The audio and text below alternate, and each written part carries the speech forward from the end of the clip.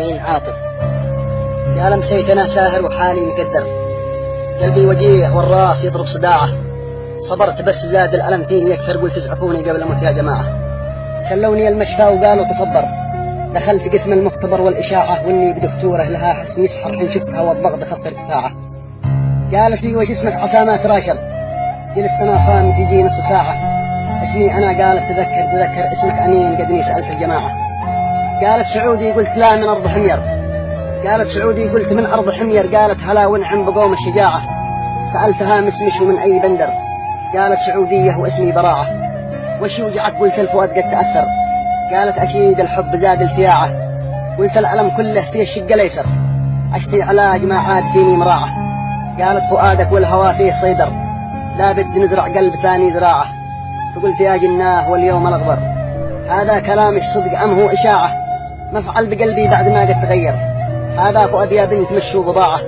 مسكت يدي قالت علاجك موفر، وضاب عاطف حين مسكت ذراعه، ولا دريت إلا وجسمي تخدر، وسار الألم مني ووقف صراعه.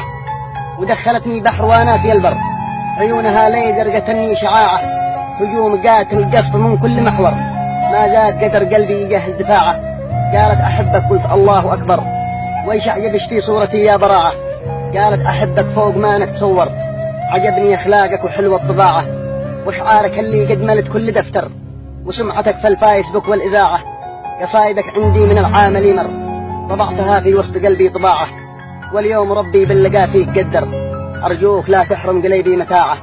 الله والإحراج واليوم ندبر، حسيت عقلي قد بدا في ضياعه، خلت أمن حمر وخضر وصفر، حاولت أقوم لكن بدون استطاعة.